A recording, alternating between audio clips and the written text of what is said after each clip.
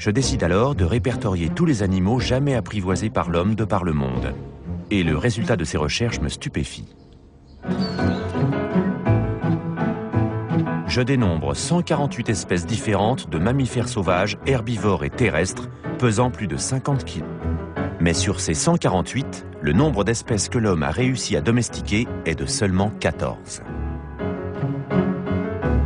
La chèvre, le mouton, le cochon, la vache, le cheval, l'âne, le chameau, le dromadaire, le buffle des Indes, le lama, le renne, le yak, le bison indien et le banteng. Seulement 14 animaux de grande taille en 10 000 ans de domestication. Et d'où viennent les ancêtres de ces animaux? Aucun ne vivait en Nouvelle-Guinée, ni en Australie, ni en Afrique subsaharienne. Le continent nord-américain entier n'en possédait pas non plus. En Amérique du Sud vivait l'ancêtre d'un seul animal domestique de grande taille, le lama. Les 13 autres espèces sont toutes originaires d'Asie, d'Afrique du Nord ou d'Europe. Et parmi elles, les 4 principaux animaux de bétail, vaches, cochons, moutons et chèvres, se trouvaient au Moyen-Orient. Ainsi, la région qui avait les meilleurs produits agricoles au monde possédait aussi quelques-uns des meilleurs animaux. Il n'est donc guère étonnant que l'on ait appelé cette zone le croissant fertile.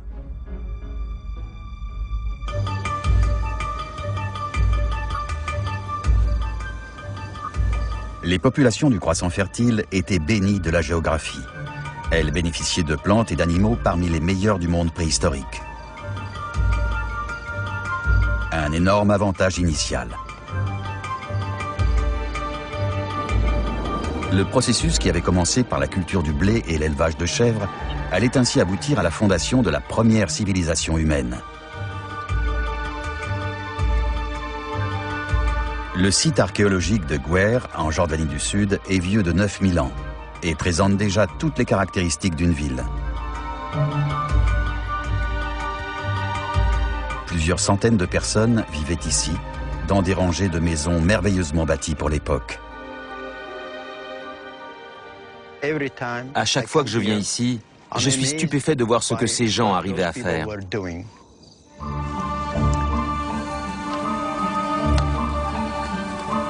À mesure que les villages grandissaient, il y avait plus de mains pour travailler la terre. Plus de gens pour produire plus de nourriture, plus efficacement. Assez pour entretenir des spécialistes au sein de la population. Libérés du fardeau des travaux des champs, certains pouvaient développer de nouvelles techniques et de nouvelles technologies.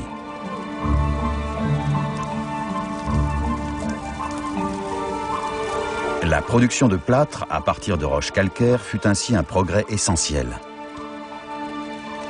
Les pierres devaient être chauffées pendant plusieurs jours à une température de 1000 degrés. Cela peut sembler insignifiant aujourd'hui, mais la maîtrise du travail au feu a constitué la première étape vers la découverte des techniques permettant de forger l'acier, une technologie qui devait changer la face du monde.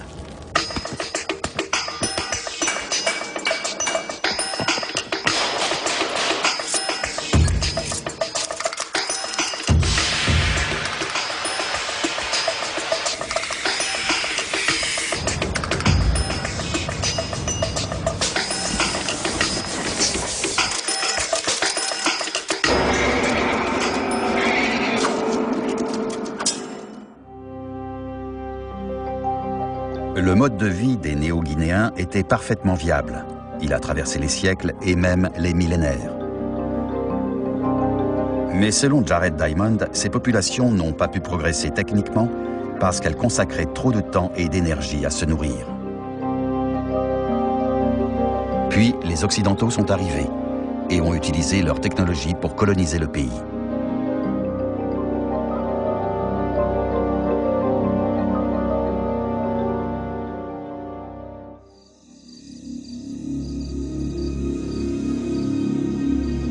Pourtant, malgré tous ces avantages, le croissant fertile n'est pas la locomotive du monde moderne. Et il n'est plus le grenier à blé de jadis. Comment a-t-il perdu son avance ?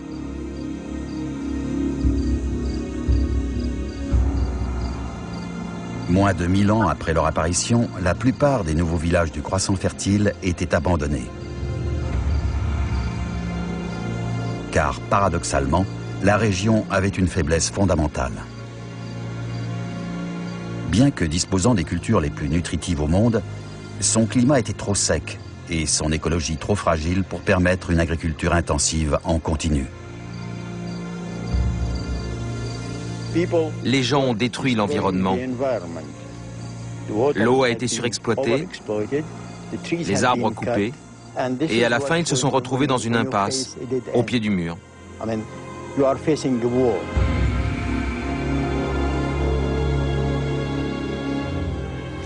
On obtient un paysage comme celui-ci, avec peu d'arbres, pas d'herbe et moins d'eau.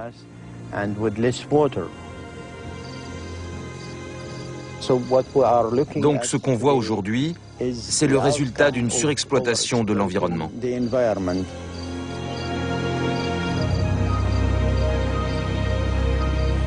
Ne pouvant plus cultiver leurs terres, des populations entières ont été forcées d'émigrer. Les avantages qu'elles avaient accumulés au cours de centaines d'années de domestication risquaient d'être perdus. Mais une fois encore, la géographie a joué en leur faveur.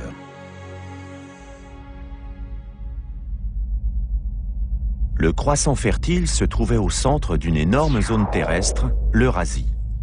L'agriculture pouvait donc se propager dans beaucoup de régions voisines. Et surtout, celle-ci se trouvait pour la plupart à l'est ou à l'ouest du croissant fertile, à peu près sur le même parallèle. Pourquoi est-ce si important ? Parce que si deux points du globe ont une latitude identique, la durée du jour y est automatiquement la même. Et le climat et la végétation y sont aussi souvent similaires. Les plantes et animaux domestiqués dans le croissant fertile ont donc pu prospérer à d'autres endroits le long de l'axe est-ouest de l'Eurasie. Le blé et l'orge, les moutons et les chèvres, les vaches et les cochons se sont tous répandus à partir du croissant fertile, vers l'Inde à l'est et vers l'Afrique du Nord et l'Europe à l'ouest. Et partout, les sociétés humaines en ont été transformées. Lorsque les plantes et les animaux du croissant fertile atteignent l'Égypte, ils déclenchent une véritable explosion de civilisation.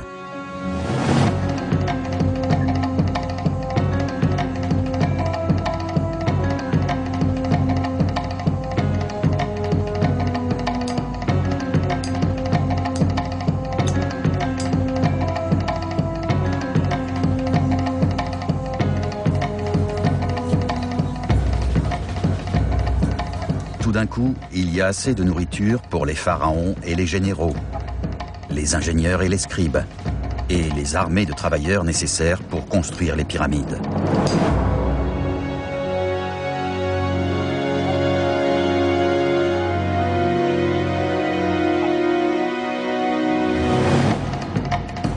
Il en va de même pour la civilisation européenne. De l'Antiquité à la Renaissance, les cultures et les animaux du croissant fertile vont permettre de nourrir les artistes, les inventeurs et les soldats de l'Europe.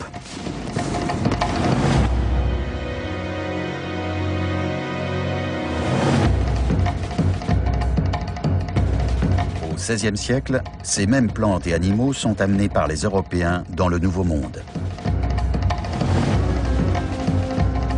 À l'époque, il n'y a pas une seule vache, ni un seul épi de blé dans tout le continent américain. Aujourd'hui, on compte 100 millions de bovins rien qu'aux États-Unis. Et les Américains consomment 20 millions de tonnes de blé par an. L'Amérique moderne et industrialisée serait inconcevable sans la propagation de l'agriculture à partir du croissant fertile. Selon certains, la thèse de Jared Diamond est trop simple et trop facile.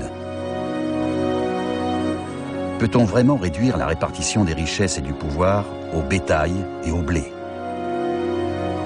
Qu'en est-il de la culture, de la politique, de la religion? Ils ont forcément eu au moins autant d'importance.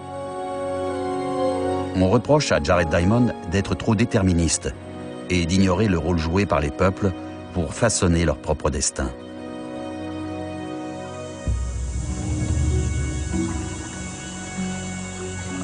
Les années que j'ai passées en Nouvelle-Guinée m'ont convaincu que les hommes sont essentiellement les mêmes dans le monde entier. Aux quatre coins du globe, on peut trouver des gens intelligents, pleins de ressources et dynamiques. Aucune société n'a le monopole de ces qualités.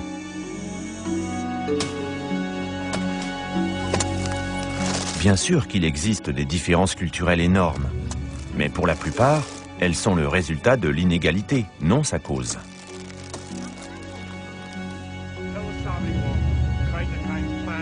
En fin de compte, ce qui est beaucoup plus important, ce sont les atouts dont les populations ont disposé, des matières premières auxquelles elles ont eu accès.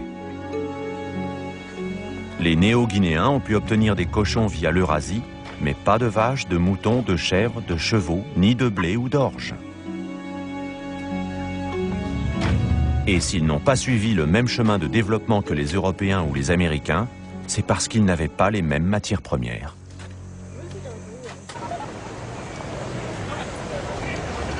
Je ne dis pas que ces divisions du monde sont inscrites dans le marbre et que l'on ne peut rien y changer. C'est tout le contraire.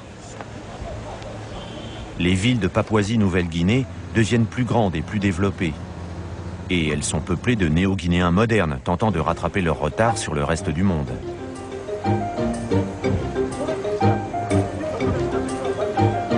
Mais malheureusement pour eux, l'écart est encore très grand.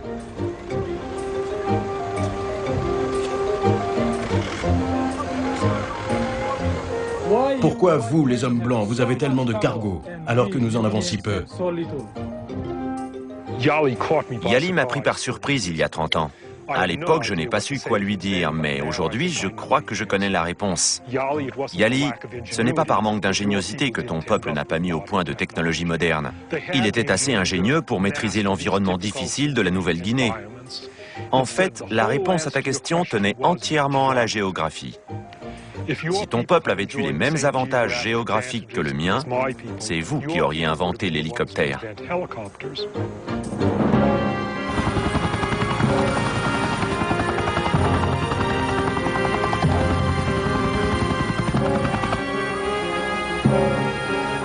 Jared Diamond s'est fixé pour objectif de comprendre la division du monde entre nantis et démunis. Il est convaincu que la source de l'inégalité est dans la terre elle-même.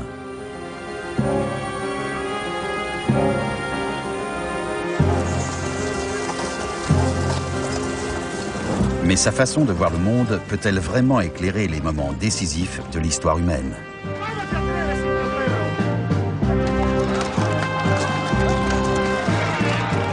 Peut-elle expliquer comment quelques centaines d'Européens ont conquis le Nouveau Monde et initié ainsi un âge de domination, l'âge des armes, des microbes et de l'acier.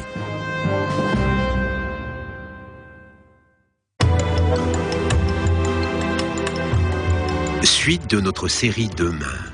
Cette fois-ci, nous nous attarderons sur la disparition de la civilisation Inca. Structurée, riche, évoluée, elle ne résista pourtant pas aux Espagnols.